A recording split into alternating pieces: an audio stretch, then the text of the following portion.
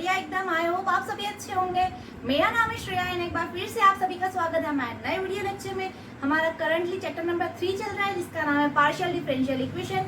And finally आज हम हमारे चैप्टर नंबर 3 के लास्ट टॉपिक पर आ चुके हैं जिसका नाम है homogeneous linear partial differential equation with constant coefficient. I know आपको नाम थोड़ा सुना सुना लग रहा होगा, आप थोड़े से फैमिलियर लग रहे होंगे।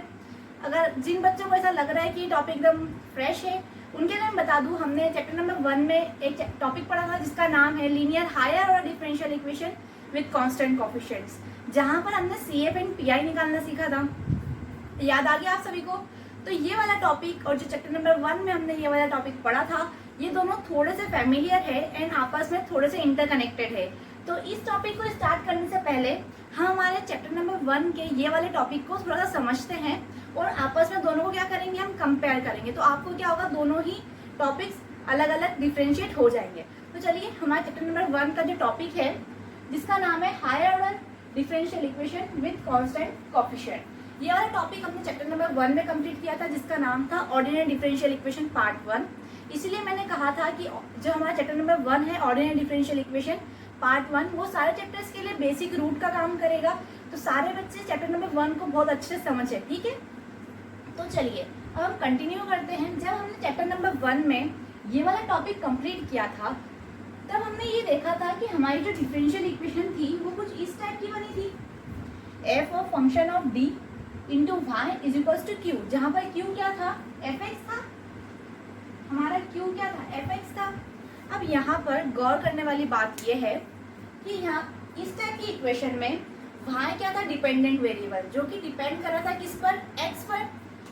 अगर y x पर डिपेंड कर रहा था, y x पर डिपेंड कर रहा था तो y के डेरिवेटिव कोएफिशिएंट्स किस में निकले थे, x के रिस्पेक्ट निकले थे। मतलब y का डिफरेंशिएशन किसके रिस्पेक्ट हुआ था, x के रिस्पेक्ट हुआ था।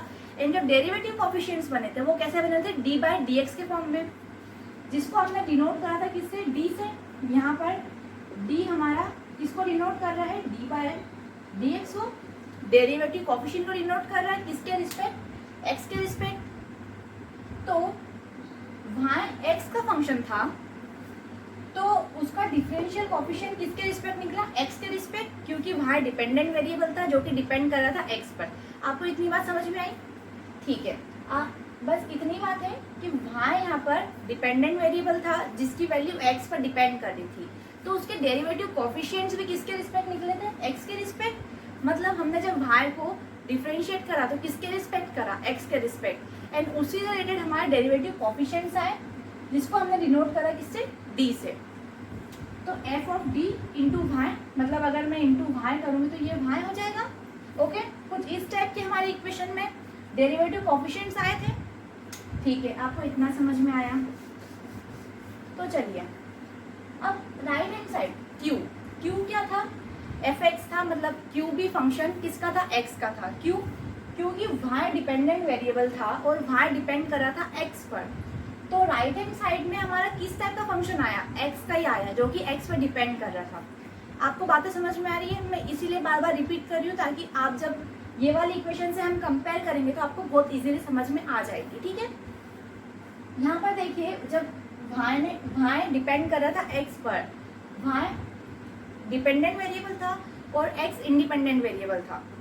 तो y डिपेंड कर रहा था x पर, तो RHS में भी हमारे किसके फंक्शन आए, इंडिपेंडेंट वेरिएबल के, मतलब x के, क्योंकि y डिपेंड कर रहा था x पर। समझ में आया? तो इस इक्वेशन से हमने दो चीज़ क्या निकाली। पहली तो ये कि हमारा जो y था वो डिपेंड x पे कर रहा था, तो डेरिवेटिव कोएफिशिएंट्स भी किसके रिस्पेक्ट आए, x के रिस्पेक्ट आए। ठीक है, मतलब उसका डिफरेंशियल हमने जब किया y का तो किसके रिस्पेक्ट करा, x के रिस्पेक्ट। एंड उसको किससे डिनोट करा हमने, d से। पहली बात ये। सेकेंड बात ये, y डिपेंड कर रहा था x पर, तो हमारे RHS में भी किसका फंक्शन आया, x का। समझ में आया? ये दो चीज़ ये इक्वेशन की हमारे लिए इम्पोर्टेंट है और अब यही दोनों चीज़ को हम कंपेयर करेंगे हमारे करंट टॉपिक से। अब यहाँ पर y था जो डिपेंड कर रहा था, यहाँ पर z है जो कि डिपेंड करेगा। Got it? z डिपेंड करेगा। यहाँ पर y डिपेंड कर रहा था सिर्फ और सिर्फ x पर, तो उसके डेरिवेटिव कोएफिशिएंट x के रिस्पेक्ट ही बने। लेकिन यहाँ पर z जो वेरिएबल है वो डिपेंड करेगा एक्स एंड वाई बोथ, दोनों पे डिपेंड करेगा। तो उसके डेरिवेटिव कोफिशिएंट्स मतलब z का डिफरेंशियल किसके किसके रिस्पेक्ट होगा, x and y both. Got it? आपको समझ में आ गया? यहाँ से मैं आपको कनेक्ट करने की कोशिश कर रही हूँ क्योंकि आपने ये ऑलरेडी पढ़ चुके हो आप, तो यहाँ से आप इसके बेस से समझोगे तो आपको ये वाला टाइप अच्छे समझ में आ जाएगा। ओके, मैं आपको दोनों को कनेक्ट करने की कोशिश कर रही हूँ। समझ में आया? यहाँ y था जो कि x पर डिपेंड कर रहा था, मैं इसीलिए बार बार बोल रही हूँ ताकि आपको ना दोनों में क्लियरिटी समझ में आ जाए। ठीक है, y डिपेंड कर रहा था x पर, तो हमारे कोफिशिएंट कैसे आए, d/dx फॉर्म में। ठीक है, अब यहाँ पे z डिपेंड कर रहा है किसके, z डिपेंड कर रहा है x एंड y में, तो उसके डेरिवेटिव कोफिशिएंट में किसके फॉर्म में आएंगे, एक x के रिस्पेक्ट आएंगे एंड एक y के रिस्पेक्ट आएंगे। क्यों? क्योंकि z का डिफरेंशियल x के लिए भी होगा और y के लिए भी होगा। समझ में आया? ठीक है, यहाँ पर देखिए x के रिस्पेक्ट भी हो रहा है एंड y के रिस्पेक्ट भी हो रहा है। अभी हम ये फॉर्म को और अच्छे समझेंगे, अभी आप दोनों में क्लैरिटी को अच्छे से समझ लीजिए पहले। ठीक है, चलिए इतना समझ में आया। अब जब y डिपेंड कर रहा था x पर इस इक्वेशन में, तो RHS में भी किसका फंक्शन आ रहा था, x का। अब यहाँ पर z किस पे डिपेंड कर रहा है, x एंड y बोथ, दोनों पे डिपेंड कर रहा है, तो RHS में क्या आ जाएगा, x एंड y दोनों का फंक्शन। Got it? दोनों से आपको कनेक्शन समझ में आया? जैसे मैंने आपको इस इक्वेशन की हेल्प से ये वाली इक्वेशन का फॉर्मेशन दिखाया कि यहाँ पर z डिपेंड कर रहा है x एंड y बोथ, तो उसके डेरिवेटिव कोफिशिएंट मतलब डिफरेंशियल जब उनका करेंगे, लेकिन यहाँ पर कैसा करेंगे हम, पार्शियल डिफरेंशिएशन। ओके, यहाँ पर हमने नॉर्मल डिफरेंशिएशन किया था, अब यहाँ पर हम पार्शियल डिफरेंशिएशन कर रहे हैं। तो z दोनों पे डिपेंड कर रहा है, तो दोनों से रिलेटेड हमारे पार्शियल डेरिवेटिव कोफिशिएंट्स आ जाएंगे। ओके, एंड RHS में क्या आ जाएंगे, x एंड y दोनों का फंक्शन आ जाएगा। यहाँ पर पार्शियल डेरिवेटिव कोफिशिएंट है और यहाँ पर डेरिवेटिव कोफिशिएंट्स है। ओके, अगर मैंने इधर कुछ थोड़ा सा डेरिवेटिव कोफिशिएंट बोल दिया हो तो उसको पार्शियल डेरिवेटिव कोफिशिएंट कर लेना। ओके, तो इधर पार्शियल डेरिवेटिव कोफिशिएंट में किसके रिस्पेक्ट आ जाएंगे, x एंड y बोथ। ठीक है, चलो इतना समझ में आया। अब हम स्टार्ट करते हैं हमारा असली टॉपिक जिसका नाम है homogeneous linear partial differential equation with constant coefficient, जिसको हम आज के लेक्चर में स्टार्ट करने जा रहे हैं। ओके, ये तो सिर्फ इंट्रोडक्शन दिया ताकि आपको इधर से क्या हो जाए, कंपैरिजन हो जाए और आपको दोनों में क्लैरिटी आ जाए। ओके, चलिए अब हम स्टार्ट करते हैं। पहले हम इसके नाम को समझते हैं। लीनियर मतलब डिग्री कितनी होगी, 1। Partial differential equation, partial differential equation मतलब ऐसी डिफरेंशियल इक्वेशन जिसके अंदर पार्शियल डेरिवेटिव कोफिशिएंट हो। ठीक है, हमने इतना पोर्शन समझ लिया। विद कांस्टेंट कोफिशिएंट मतलब कोफिशिएंट कैसे होंगे यहाँ पर, कांस्टेंट। अब हमारे पास एक टर्म बच रही है, होमोजीनियस। होमोजीनियस मतलब क्या होता है, होमोजीनियस मतलब ऐसी, होमोजीनियस डिफरेंशियल इक्वेशन मतलब क्या, ऐसी डिफरेंशियल इक्वेशन जहाँ पर सारे टर्म्स का ऑर्डर सेम हो। ओके, अब यहाँ पे किस टाइप की डिफरेंशियल इक्वेशन है, पार्शियल डिफरेंशियल इक्वेशन, तो यहाँ पर हर पार्शियल डेरिवेटिव कोफिशिएंट का ऑर्डर क्या होगा, सेम। समझ में आया? आई होप आपको ये हमारे टॉपिक का नाम क्लियर हो गया होगा। चलिए, तो हमारे टॉपिक का नाम है homogeneous linear partial differential equation with constant coefficient. ऐसी पार्शियल डिफरेंशियल इक्वेशन जहाँ पे हर टर्म का ऑर्डर क्या होगा, सेम होगा, और डिग्री कितनी होगी, 1, क्योंकि हम लीनियर डिफरेंशियल इक्वेशन पढ़ रहे हैं। चलिए, अब यहाँ पर देखिए K1 ऐसे डेट चलते जाएंगे, Kn तक जाएंगे, और ये क्या है, कांस्टेंट, क्योंकि हमारे पास कैसे कोफिशिएंट है, कांस्टेंट कोफिशिएंट। तो ये केस वाली जो टर्म है वो क्या है, कांस्टेंट। यहाँ पर मैंने लिख दिया है where K's are constant. Okay, अब ये वाले स्टैंडर्ड फॉर्म को समझते हैं हम। अब मैंने कहा कि हर एक टर्म का ऑर्डर क्या होगा, सेम होगा। अब यहाँ पर ऊपर न्यूमेरिटर में देखिए z का पार्शियल डिफरेंशिएशन हुआ है कितने टाइम्स, n टाइम। ओके, हर बार n टाइम्स हुआ है। अब किसके किसके रिस्पेक्ट होगा, मैंने आपको बताया, क्योंकि z डिपेंड कर रहा है x एंड y पर, तो उसके पार्शियल डिफरेंशिएशन भी किसके किसके रिस्पेक्ट होगा, x एंड y के रिस्पेक्ट होगा। चलिए, तो यहाँ अपॉन में भी किसके क्या क्या आ जाएंगे, partial of x and partial of y। चलिए, अब आपको इसको आइडेंटिफाई कैसे करना है, यहाँ पर ये टर्म को देखिए आप, यहाँ पर इस टर्म से x की पावर क्या होगी, घटते जाएगी। हाईएस्ट ऑर्डर जो रहेगा हमारे पार्शियल डिफरेंशियल इक्वेशन का, उससे स्टार्ट होगी x की वाली टर्म डिनोमिनेटर में।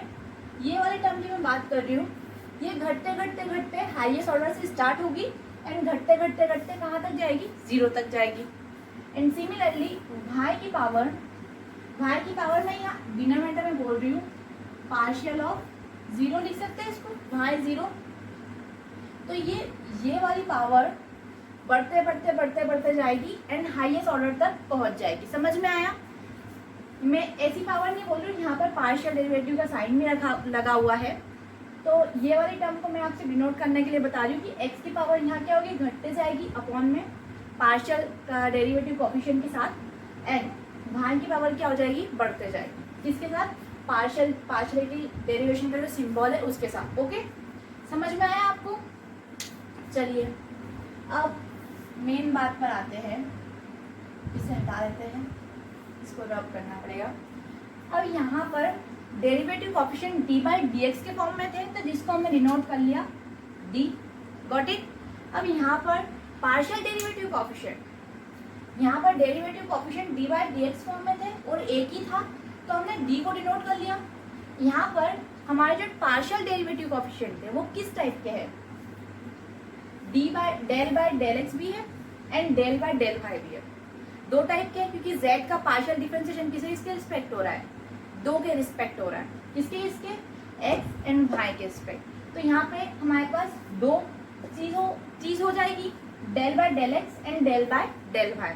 तो इस चीज को तो जो हम पहले डिनोट करते थे हमने वही किया है ताकि आपको कंफ्यूजन ना हो, डी से इसको डिनोट किया है। एंड जब पार्शियल डिफरेंशिएशन होगा विद रिस्पेक्ट टू y, तो हमने उसको डिनोट करा है डी डैश से। ओके, चलिए आपको इतना समझ में आ गया। जब हमने इन दोनों को सब्स्टिट्यूट किया तो हमारी डिफरेंशियल इक्वेशन जो कि पार्शियल है वो कुछ इस टाइप से बन जाएगी। जब हमने इसको सब्स्टिट्यूट करा था डी से, तो हमारी डिफरेंशियल इक्वेशन कुछ इस टाइप से हुई थी, गॉट इट। अब यहाँ पर हमने इन दोनों को सब्स्टिट्यूट किया है तो हमारी पार्शियल डिफरेंशियल इक्वेशन कुछ इस फॉर्म की बन जाएगी। चलिए ठीक है, आप यहाँ तक अच्छे से समझ गए हो।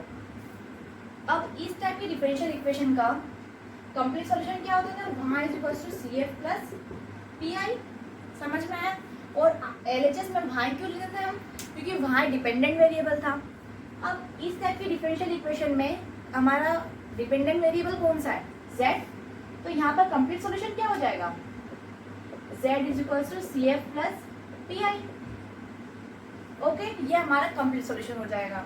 अब मेन बात ये है कि यहाँ पर CF एंड PI के टर्म्स एंड कंडीशन अलग थी, केसेस अलग थे, यहाँ पर अलग होंगे। क्यों? क्योंकि ये नॉर्मल हमारी डिफरेंशियल इक्वेशन थी एंड ये पार्शियल डिफरेंशियल इक्वेशन है, तो आपको दोनों में डिफरेंस देखने को मिलेंगे। ऐसा नहीं है कि आपने ये CF एंड PI पढ़ लिया और इधर आपने फॉर्मूले अप्लाई कर दिए, ठीक है।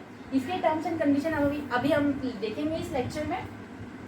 अब देखिए, जब हमने ये सब्स्टिट्यूट करा तो कौन सी टर्म किस टाइप की बनी, डेल बाय डेल एक्स, जिसको मैंने बोला डी, जेड का Z as it is, del by del Y into Z D dash Z, क्योंकि हमने ये टर्म को किससे सब्स्टिट्यूट किया है, डी डैश से, del square Z by del x square.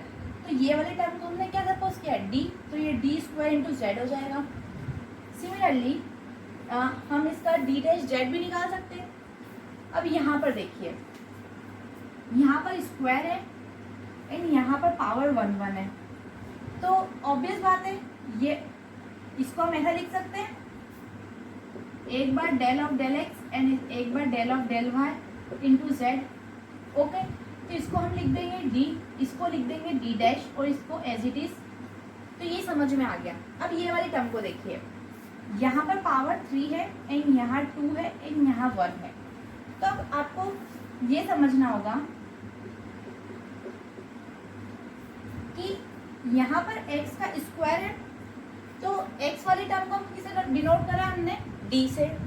तो आप शॉर्टकट देखिए, आपको कभी कभी कंफ्यूजन हो सकता है कि हम ये वाली पावर कैसे डिवाइड करें। तो आपको यहाँ पर देखना है x एंड y की पावर कितनी, पावर नहीं कह सकते इसे, यहाँ पर जो टर्म है मतलब नंबर है उसको देखना है आपको। अपनी नॉर्मल भाषा में कहते हैं इसको हम एज अ पावर ही कंसिडर करते हैं हम लोग।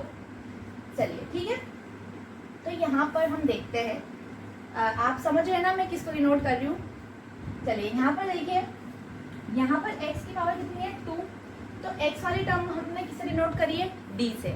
तो आप ज़्यादा सोचिए मत, बस d की पावर वही की वही लगा दो जो कि x की पावर है। अब यहाँ y वाली टर्म की पावर कितनी है y 1, और हमने y वाली टर्म को सब्स्टिट्यूट किया है d डैश से, तो उसकी पावर हो जाएगी 1 और ये एज इट इज। समझ में आया। अब जैसे मैं आपको एक इसको ब्रेक करने के लिए क्वेश्चन दूँ, del of 5z by del of x square del of y square. Okay, अब आपको ये देखना है। अब मैंने क्या कहा, इसको आप कैसे ब्रेक करोगे, आपको जाना है नीचे वाली टर्म्स में। यहाँ पर देखिए x की पावर कितनी है 3, मतलब d की पावर 3, तो ये क्या हो जाएगा d की पावर 3 d डैश, यहाँ पर y की पावर कितनी है 2, तो d डैश की पावर कितनी हो जाएगी 2 इंटू जेड। ओके, अब आप मैच करने के लिए देख सकते हैं हमारे पास टोटल ऑर्डर कितना था 5, इसका ऑर्डर कितना हो गया है 3 + 2 5, मतलब हमने सही किया है। यहाँ पर भी देखिए ऑर्डर 3 था और इन दोनों की पावर हम मिलाएंगे तो कितनी हो जाएगी 3। तो ये तो था हमारा बेसिक इंट्रोडक्शन। अब मैंने जैसा आपको कहा कि यहाँ पर CF एंड PI की अलग टर्म्स एंड कंडीशंस हैं, घबराइए मत, यहाँ पे थोड़ी सी अलग है, ईजी वाली है। तो अब आपको इसमें तो कुछ भी नोट डाउन करना है आपके नोट्स बनाने के लिए तो आप कर सकते हैं। फिर इसे मैं रब कर CF एंड PI की टर्म्स एंड कंडीशन आपके सामने रखती हूँ। फिर उससे रिलेटेड हम एक एग्जाम्पल भी देखेंगे एंड नेक्स्ट लेक्चर जो होगा हमारा उसमें हम देखेंगे इस टॉपिक से रिलेटेड हमारे प्रैक्टिस क्वेश्चंस, क्योंकि इससे रिलेटेड हमें एटलीस्ट 3 to 4 प्रैक्टिस क्वेश्चंस करने पड़ेंगे जिससे आपका ये टॉपिक्स और स्ट्रॉन्ग हो जाएगा एंड फिर जाके हमारा ये टॉपिक्स कम्प्लीटली कंप्लीट होगा। ओके, तो ठीक है, आप इसको नोट डाउन कर लीजिए जो भी आपको इंपॉर्टेंट चीज़ें लग रही है। फिर मैं इसे रब कर CF के केसेस लिखती हूँ। ओके, चलिए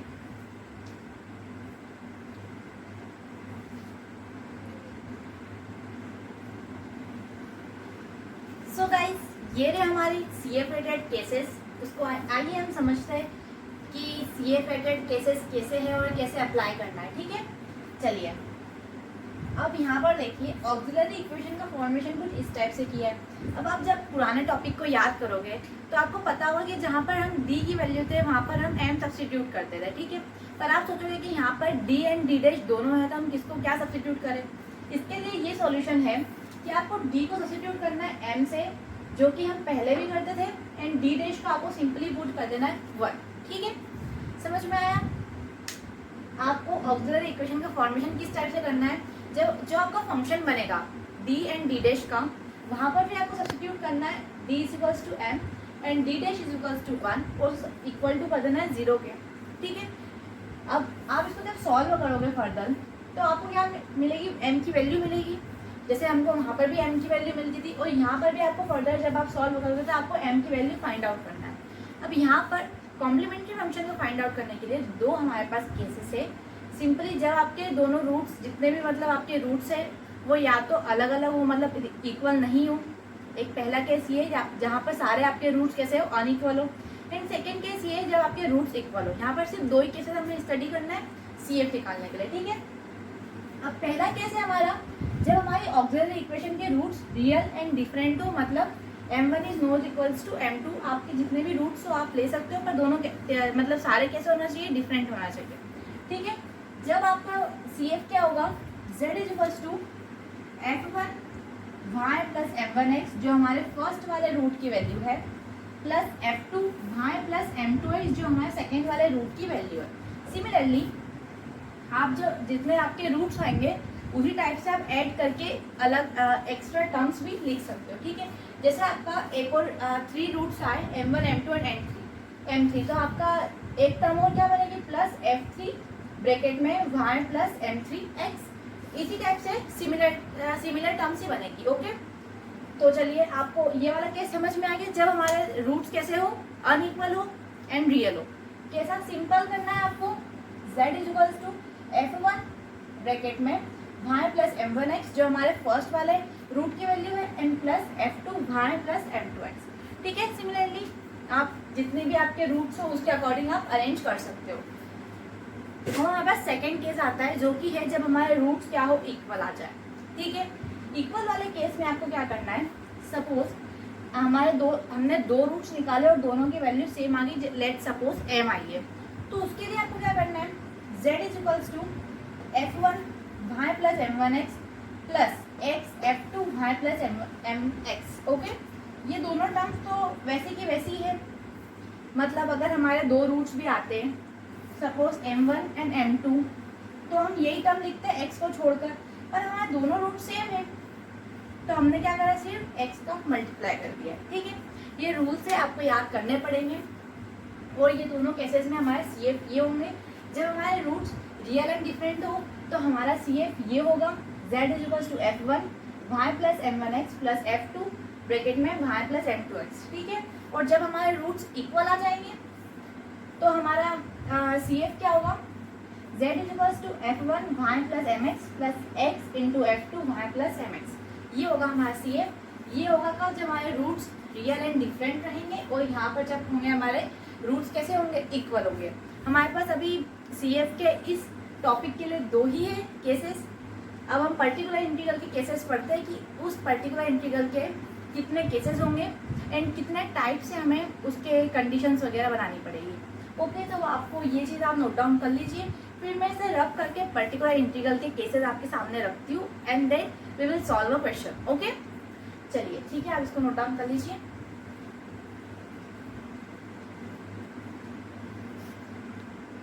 सो गाइस, ये रहे हमारे पर्टिकुलर इंटीग्रल रिलेटेड कुछ केसेस कि इन पर्टिकुलर केसेस में हम कैसे क्या पीआई की वैल्यू को फाइंड आउट करेंगे। ओके, तो जैसे कि हमने हमारा चैप्टर नंबर 1 में जब ये टॉपिक कंप्लीट किया था, मतलब इससे सिमिलर टॉपिक हमने देखा था, जब हमारी पीआई की वैल्यू क्या थी, F of x upon F of D, क्योंकि एक्स क्या था, इंडिपेंडेंट वेरिएबल था, मतलब हमारा जो राइट हैंड साइड में जो फंक्शन था वो ऊपर लिखते थे हम, एंड अपॉन में क्या लिखते थे, हमारा डी का फंक्शन। अब यहाँ पर हमारा RHS में क्या है, हमारे पास एक्स एंड वाई का फंक्शन, तो ऊपर क्या आ जाएगा, एक्स एंड वाई का फंक्शन, एंड अपॉन में हमने दो जो वेरिएबल लिए हैं उसका फंक्शन जो कि है डी एंड डी डैश। अब आप बोल रहे हो यहाँ पर भी क्या पीआई के दो ही केसेस है, तो ऐसा नहीं है। एक्चुअली ये केसेस थोड़े से घिच-पिच हो रहे थे, मैं एक साथ लिखने की ट्राई कर रही थी।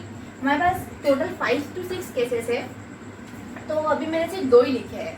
तो आप ऐसा मत सोचना है कि पीआई रिलेटेड सिर्फ दो ही केसेस है, इन CF के भी दो ही थे, अभी सिर्फ मैंने दो ही लिखे हैं। हम ये दो को समझते हैं, फिर आप इसको इरेज करके रब करके देन अगेन आगे के हम पीआई केसेस लिखेंगे। ओके, तो अभी सिर्फ हम दो को समझ लेते हैं। तो चलिए, पहला नंबर हमारा केस है जब हमारा एक्स एंड वाई का फंक्शन, मतलब जो हमारे RHS में दिया रहेगा वो कुछ एक्सपोनेंशियल फंक्शन हो, इस टाइप का e की पावर में आपको ax प्लस b1 वाली कुछ इस टाइप की टर्म्स आए, तो उस कंडीशन में आपका पीआई क्या निकलेगा। पीआई की वैल्यू सबसे पहले क्या होती है, जो हमारा RHS का फंक्शन है अपॉन में function of D and D dash, जैसा कि मैंने आपको यहाँ बताया, ये वैल्यू होती है पीआई की। ठीक है, अब जब हमारे पास कुछ इस टाइप का एक्सपोनेंशियल फंक्शन रहेगा तो आपको सिंपली कुछ ज़्यादा नहीं सोचना है, आपको डी को सब्स्टिट्यूट करना है ए से एंड डी डैश को सब्स्टिट्यूट करना है बी से। पर आपको इस बात का ध्यान रखना है कि जब आप इस टाइप का फंक्शन बन जाएगा फिर तो हमेशा डिनोमिनेटर की वैल्यू 0 नहीं होना चाहिए। ये एक केसेस की बात नहीं है, सारे केसेस जो भी हम पढ़ेंगे उसमें आपको ये ध्यान रखना है, हर बार यही चेक करना है कि डिनोमिनेटर की वैल्यू कभी भी 0 नहीं होना चाहिए। कभी 0 हो जाती है तो आपको क्या करना है, जैसा हमने चैप्टर नंबर 1 में किया था, x का मल्टीप्लाई करके हम नीचे वाले टर्म का क्या कर देते थे, डिफरेंशियल कर देते थे। ठीक है, सिमिलरली आपको भी यहीं पर सेम करना है, x का मल्टीप्लाई किया, नीचे डिफरेंशियल कर दिया, एंड जो यहाँ पर हमारे पास function of x and y था वो एज इट इज लिख दिया। ओके, पर फिर से आपको चेक करना है कि नीचे वाली टर्म 0 नहीं होना चाहिए। अगर 0 हो जाती है तो वापस से क्या होगा, यहाँ पर x स्क्वायर हो जाएगा, यहाँ पर f डबल डैश हो जाएगा, फिर वापस से आपको चेक करना है एंड देन प्रोसेस कंटिन्यूस जब तक हमारे पास यहाँ पर न्यूमेरिक वैल्यू नहीं आ जाती या फिर कुछ स्पेसिफिक नहीं आ जाता सिवाय 0 को छोड़कर। ओके, चलिए पहला केस हो गया। तो हम सेकेंड केस देखते हैं जब हमारे पास साइन या फिर कॉस के एंगल में हमारे पास एक्स एंड वाई के फंक्शन आ जाए।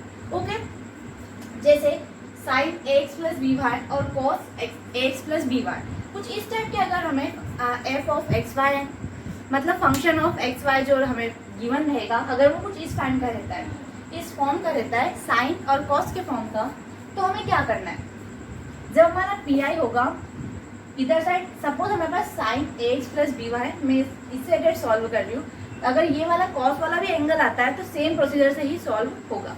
तो यहाँ पर आपको क्या करना है, हमेशा इधर साइड तो वही का वही फंक्शन रहेगा जो हमें गिवन रहेगा, अपॉन में क्या आता है function of D and D dash.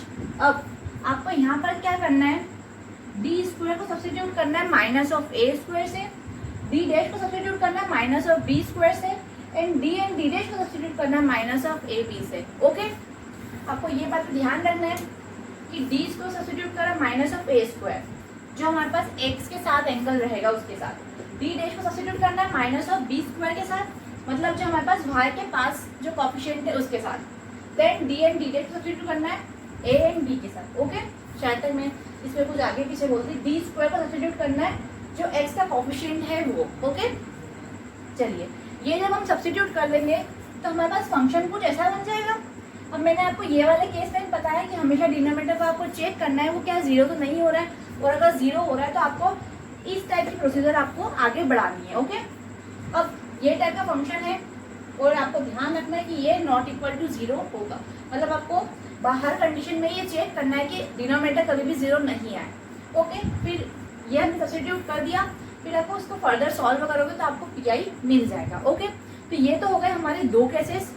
अब हम इसको रब करके दो केसेस और लिखते हैं क्योंकि मेरे पास स्पेस की थोड़ी सी कमी है, अगर मैं स्मॉल लेटर्स लिखूंगी तो आपको विजिबिलिटी में थोड़ी सी दिक्कत आ सकती है, इसलिए मैंने थोड़े से क्लियर लिखे क्योंकि ये टॉपिक बहुत इंपॉर्टेंट है। ठीक है, आपको समझ में आ गया एक्सपोनेंशियल एंड ट्रिग्नोमेट्रिक फंक्शन के लिए। सिमिलरली अगर मतलब सिमिलरली नहीं रिवाइज कर लेते हैं, अगर एक्सपोनेंशियल फंक्शन है तो डी को सब्स्टिट्यूट करना है ए से एंड डी डैश को सब्स्टिट्यूट करना है बी से, और ए एंड बी क्या है, एक्स के साथ जो टर्म है वो ए है एंड बी के वाई के साथ जो टर्म है वो है b. Okay, got it. And similarly अगर हमारे पास साइन एंड कॉस के फॉर्म में फंक्शंस आ रहे तो उसमें आपको क्या करना है, डी स्क्वायर को सब्स्टिट्यूट करना है माइनस ऑफ ए स्क्वायर से, डी डैश के स्क्वायर को सब्स्टिट्यूट करना है आपको माइनस ऑफ बी स्क्वायर से, and D into D dash को सब्स्टिट्यूट करना है माइनस ऑफ ए बी से। समझ में आया? हर बार आपको चेक करना है कि डिनोमिनेटर जीरो तो नहीं है, और अगर जीरो हो रहा है तो आपको ये फंक्शन मतलब इस टाइप से प्रोसेस आपको करते जाना है, ऊपर एक्स का मल्टीप्लाई करते जाना है एंड नीचे उसका डिफरेंशियल करते जाना है। ओके, जितने बार जब तक ऐसी कंडीशन नहीं आ जाए कि नीचे वाली टर्म जीरो नहीं बने, मतलब कुछ और बन जाए सिवाय जीरो के। Got it? अब आप इसको नोट डाउन कर लीजिए, फिर मैं इसे रब कर नेक्स्ट दो पीआई लिख देती हूँ, पीआई की केसेस लिख देती हूँ। अगर मैं अभी रब करूँगी तो टाइम आपका वेस्ट हो जाएगा, इसके लिए मैं वीडियो को पॉज करती हूँ एंड लिख देती हूँ ऑलरेडी, तो आपका टाइम भी सेव होगा और आपको वीडियो भी अच्छे से समझ में आ जाएगी। ठीक है, आप नोट डाउन कर लीजिए इसे।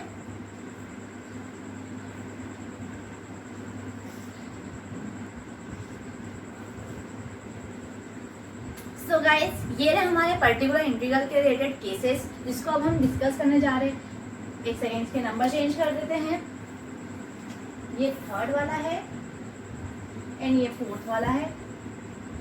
अब आप सोच रहे हैं कि श्रेया तुम तो बोल रही थी कि 5 to 6 केसेस है हमारे पास, पर यहाँ तो 4 ही है। मैंने आपको सिर्फ सस्पेंस बढ़ाने के लिए बोला था, हमारे पास ओवरऑल 4 ही पर्टिकुलर इंटीग्रल के रिलेटेड केसेस हैं, तो ये 4 है। इसके बाद हमारे पर्टिकुलर इंटीग्रल के केसेस खत्म हो जाएंगे, देन हम क्वेश्चन प्रैक्टिस करेंगे। मैंने सिर्फ थोड़ी सी मस्ती के लिए आपको बोला था कि 5 to 6 केसेस है, ताकि आप सस्पेंस में एटलीस्ट ऐसा सोचो कि चलो हम 6 केसेस है तो 4 तो हम याद कर ही लेंगे, तो हमारे पास ओवरऑल 4 ही है। तो चलिए अब हम इसे देख लेते हैं। अभी हमने देखा था exponential function and sine and cos वाले फंक्शंस। ओके, अब हम देखेंगे कि कुछ अगर इस टाइप से हमारे पास एक्स एंड वाई के फंक्शन आ जाए, जहाँ पर एक्स एंड वाई की पावर में आपको कुछ फंक्शन दिया रहा है, मतलब पॉलिनोमियल दिया रहा है, तो आपको कैसे सॉल्व करना है। ठीक है, सेम वही पी आई के लिए सबसे पहले तो हम क्या लिखेंगे, 1/f function of D and D dash and into जो हमारा क्यू रहेगा, मतलब RHS में जो फंक्शन हमें दिया रहेगा हम वो लिखेंगे। अब सिंपली आपको क्या करना है, ये वाले टर्म को ऊपर लेकर आना है, तो हमारी पावर क्या हो जाएगी -1, और इस टर्म को फिर आपको एक्सपांड कर देना है बाइनोमियल थ्योरम से, देन आपका क्या हो जाएगा, पीआई आ जाएगा। ओके, इससे रिलेटेड हमने क्वेश्चन देखे थे फर्स्ट चैप्टर में, आप चाहो तो उस वीडियो को जरूर चेकआउट कीजिएगा। हमने जब एफ ऑफ डी वाली टर्म हमने देखी थी, उसको हमने इन्वर्स करके एक्सपांड किया था बाइनोमियल थ्योरम से हमारे प्रीवियस लेक्चर में, तो आप ज़रूर से उस वीडियो को देखिएगा, तो आपको एक आइडिया लग जाएगा कि हमने पहले भी ये कैसे सॉल्व किए थे। अब बस यहाँ पर हमारे पास एक एक्स्ट्रा टर्म आ गई जो कि है डी डैश। अब लास्ट वाला हमारा पर्टिकुलर इंटीग्रल केस है जो कि है जनरल केस। अगर आपको कुछ भी केसेस समझ में नहीं आ रहे कि कौन सा क्या केस लगा है तो ये जनरल केस है, आप इसको सभी में अप्लाई कर सकते हो। ओके, यहाँ पर आपका फंक्शन ऑफ एक्स वाई कोई सा भी हो सकता है, पी आई के लिए सेम वही रहेगा। तो आपको क्या करना है, यहाँ पर आपको कुछ पॉलिनोमियल के फॉर्म में ये टर्म रहेगी, समझ में आया आपको, पॉलिनोमियल के फॉर्म में रहेगी। अब आपको क्या करना है, इसको रिसॉल्व करना है, आपको पार्शियल फ्रैक्शन में इनको डिवाइड करना है। जैसे अगर आपको ऐसी कुछ टर्म दी हुई है plus 5m plus 4 is equals to 0, अब क्या करना है, सबसे पहले आपको इसके रूट्स फाइंड आउट करना है। देन आपको दो टर्म्स मिलेगी रूट्स के फॉर्म में, आपको इसको कहते हैं रिसॉल्व करना। ठीक है, तो आपको जो भी आपको पॉलिनोमियल दिया रहेगा डी और डी डैश का, उससे आपको क्या करना है, ऐसे दो फैक्टर्स बनाने रहेंगे। देन एक एक फैक्टर को कंसीडर करेंगे, जब हम जितने भी आपके रूट्स होंगे उसके अकॉर्डिंग आपके फैक्टर्स बनेंगे। Got it. अब आपको क्या करना है, कंसीडरिंग एफ डी डैश मतलब एक फैक्टर एस अलोन, डी का हमने अलोन फैक्टर कंसीडर किया, तो पी आई कुछ इस टाइप से बनेगा 1/d plus m D dash f of x and y, जहाँ पर आपको y को सब्स्टिट्यूट करना है फिर c प्लस एम एक्स से, जहाँ पर m की वैल्यू क्या है, कुछ इस टाइप से है। जैसे सपोज आपका कोई सा d और d डैश का फंक्शन कुछ इस टाइप से आया है, d square plus 2d dash plus 3d dash square, कुछ इस टाइप से सपोज कीजिए, कुछ इस टाइप से आया है। ठीक है, आप कंफ्यूज हो जाओगे, थोड़ा सा क्वेश्चन देखोगे ना आप, इस टाइप का भी क्वेश्चन सॉल्व करेंगे तो आपको आइडिया लग जाएगा। जैसे अगर आपके पास कुछ इस टाइप से अपॉन में बन रहा है d plus 2d dash and d plus 3d dash, ये दो फैक्टर्स आपके पास बना है। मैं थोड़ा सा रब करके कर देती हूँ।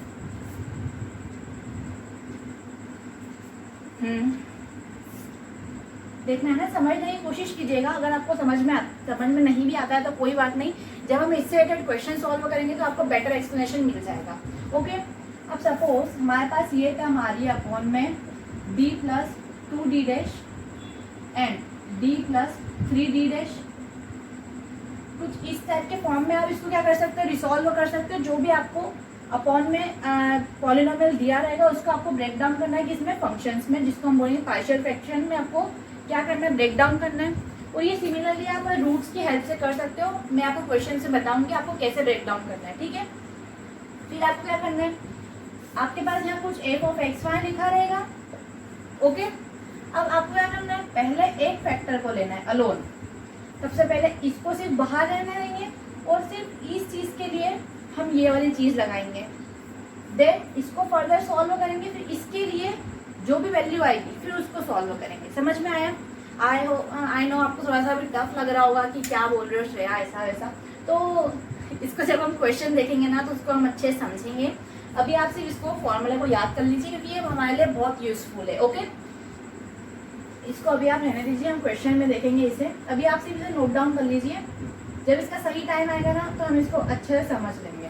ठीक है, आप इसको नोट डाउन कर लीजिए, फिर हम देखते हैं हमारा question number 1 for homogeneous linear partial differential equation with constant coefficient. ठीक है, अब हमारे पास CF के हमारे रूल्स हो गए हैं एंड PI के भी सारे रूल्स हमने स्टडी कर लिए हैं। तब हम क्वेश्चन देखते हैं एंड नेक्स्ट लेक्चर में जब हम बनाएंगे तो उससे रिलेटेड हम ढेर सारे प्रैक्टिस क्वेश्चन सॉल्व करेंगे। तो आप नोट डाउन कर लीजिए, फिर मैं इसके रब करके न्यू क्वेश्चन लिखूंगी। ठीक है, चलिए नोट डाउन कर लीजिए।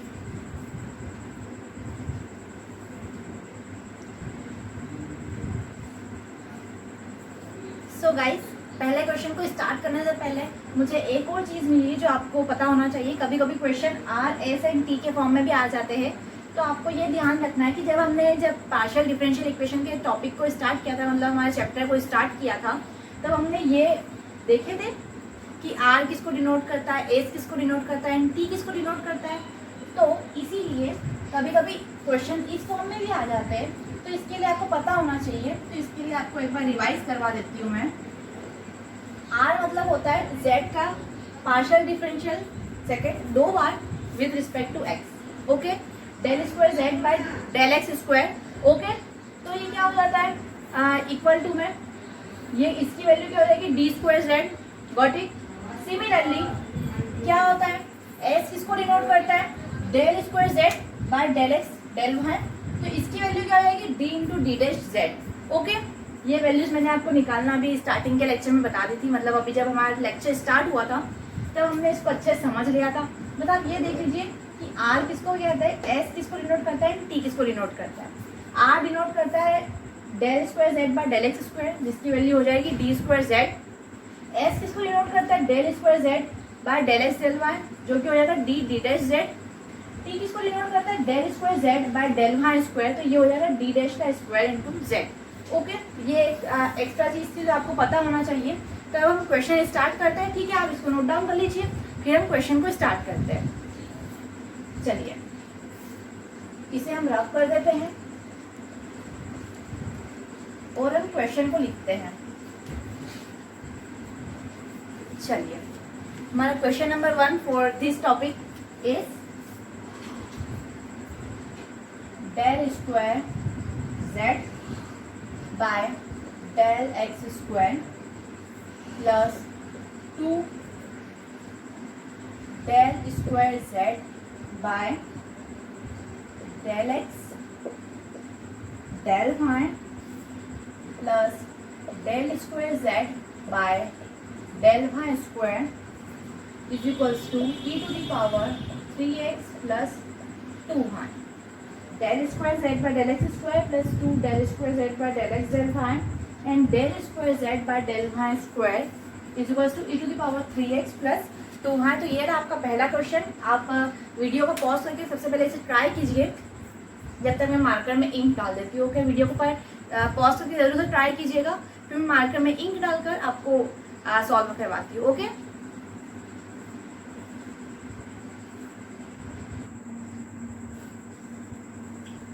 सो गाइस, मैंने इंक डाल ली है मार्कर में। आई होप आपने क्वेश्चन सॉल्व कर लिया होगा और आपका आंसर भी इजीली आ गया होगा। चलिए अब हम देखते हैं इस क्वेश्चन को सॉल्व कैसे करते हैं।